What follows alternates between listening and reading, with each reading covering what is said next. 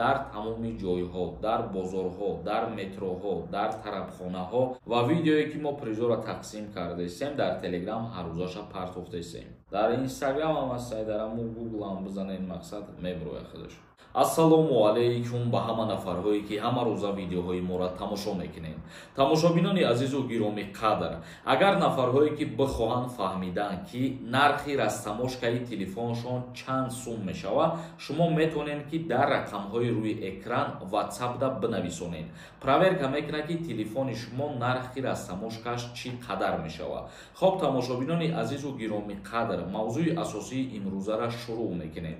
Чӣ хеле ки худтон медонед, дар Федератсияи Русия шаҳри Москва шаби гузашта як муноқишае ба вуҷуд омад ва ин муноқиша оқибаташ табдил ёфт ба оғоз кардани рейдҳои муҳоҷирон дар шаҳри Москва. Мақсади гапи мо дар чӣ мебошад, бародарони азизу гироми қадр? Бисёри шумо худтон аллакай огоҳ ҳастед ки дирӯз дар бозори Садовод чӣ гап шид. Яъне аниқтар бигирем, берун аз бозори Садовод чӣ гап шид, чӣ воқеа шид, худтон медонем бародаро. Ба ҳамин хотир ман гуфтаниям ки дар ҳар куҷое ки гаштугузор бисёр мебошад, беҳуда мақсад гаштугузор накунед. Яъне ки айни ҳол тафтиши ҳуҷҷатҳои муҳоҷиронро бениҳоят сахт кардан дар тамоми ҷойҳо, дар бозорҳо, дар метроҳо, дар тарабхонаҳо рейдҳо барои шаҳрвандони Осиёи марказӣ гузаронида мешавад. Ба ҳамин хотир бо эҳтиёт бошед, то ки мақсад барои худтон проблемаи зиёдӣ нашавад, то ки дастгиртон накунанд, ба ягон сабаб аз Федератсияи Русия депортатсиятон накунанд. Бародарони азизу гироми қадр, акнун комментарияҳои шуморо мехонем ва ба саволҳои шумо ҷавоб мегардонем.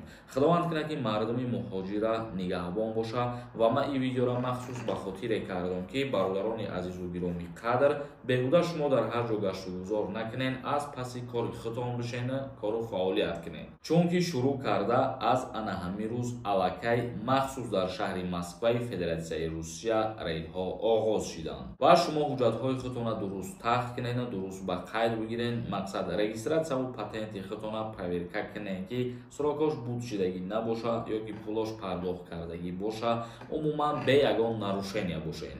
доруҳои табобатӣ аз ширкати Шифофармо, доруҳо барои нест кардани сангу намаки гурда, инчунин доруҳо барои зиёд кардани риш ва мӯи сар ва инчунин доруҳо барои қувваи мардро зиёд кардан.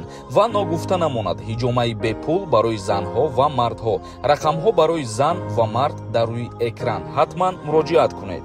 Як кас нависонда: ассалому алайкум ака, ман дар Россия зан дорум, ЗАГС дорум. Аз соли 2018 мара запрет мондагиам. Чӣ кор кардан дар кор? Агар ки шумо бо ҳамсари худтон зиндагонӣ кардаиста бошед, то айни ҳол мисол дар ҷумҳурии Тоҷикистон ё ки мисол ҳамсари шумо дар Россия қарор дошта бошаву шуморо запрет мондагӣ бошанд, дар Тоҷикистон бошед, мешавад ки ҳамон ҳамсари шумо дар Федератсияи Русия рафта ариза бинависона. ҳамин имконият ҳастае ки дар ҳақиқат агар шумо занушу бошед, зиндагонӣ бикунед, фарзанд дошта бошед, мешавад ки ба ҳамин роҳ запрети шуморо кушода кунанд. Як каси дигар нависонда: ассалому алайкум акаи Сорбон, ман соли 2006 дар Россия таваллуд шидам. Дар Родон коғазҳои Родон ҳаст. Ман метавонам ай Россия паспорт гирам. Аллоҳ нигаҳбонат бошад.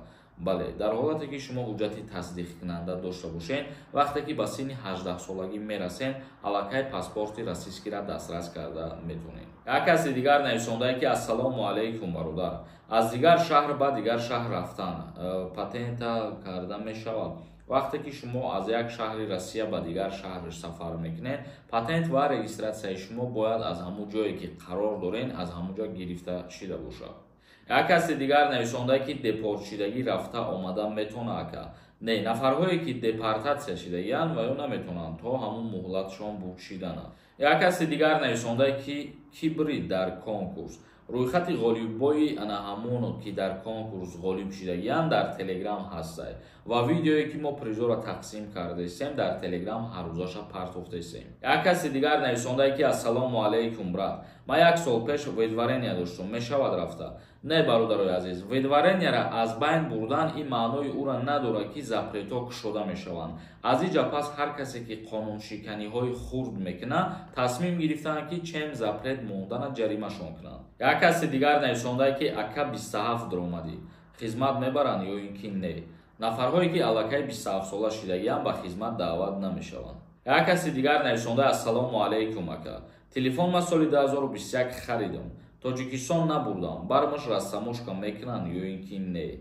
Яъне агар шумо времени истоданӣ бошед дар ҷумҳурии Тоҷикистон, рассамошка карда намешавад.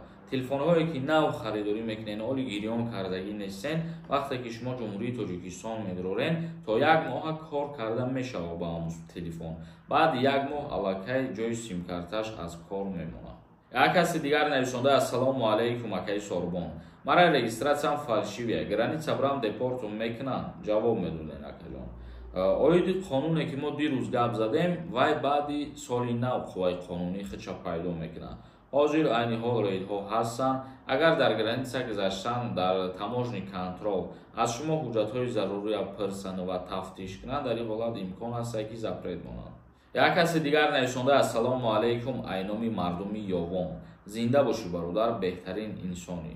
зиндаву сарбаланд бошед шуморам барои суханҳои хуб ва барои тамошо кардантон.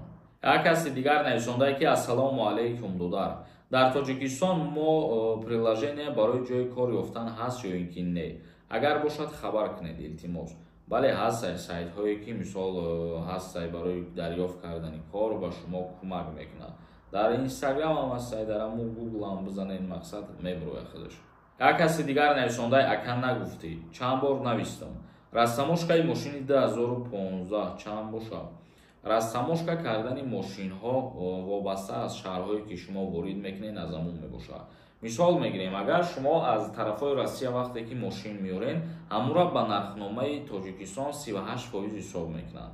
вақте ки аз тарафҳои Европа мошин меорен, ура ба нархномаи худмон 43% ҳисоб мекунанд. як каси дигар навишонда ки брат чӣ ба иқа мардума фреб мекунӣ. ягон гапаш рост нестай, бовараш накунед. хай гапҳои ма ки рост набошад, тамошо накунед. канали ма барои чӣ медироед? инҷа ҳастанд нафарҳое ки мақсад моро тамошо мекунанд, видеоҳои моро дастгирӣ мекунанд ва ман ҳар чизе ки пешкаши мардум мекунам, дар доираи қонун гап мезанам, дар чорчӯбаи қонун гап мезанам. информатсияҳое ки ман ба маълумоти шумо мерасонам, информатсияҳои даставерниянд, аниқ шидагиянд. як каси дигар навишонда ки ассалому алайкум ака. ман видварения дорам. баъди қонуни нав видварения мекушоянд ё не маълумот медодем. ин қонуни нав ба амнистия ягон алоқамандӣ надорад. яъне ки дар бораи чизе ки мо гап задем, ин умуман дигар чие ва авф кардани муҳоҷирон ин дигар чизае. мақсади гап ки чиз гап дуруст бифаҳмем бародарони азизу гироми қадр. тамошобинони азиз, ба ҳамин видеои имрӯзаро ҷамъбаст мекунем. то наворҳои дигар, худованд ҳамаи мо шуморо нигаҳбон бошад.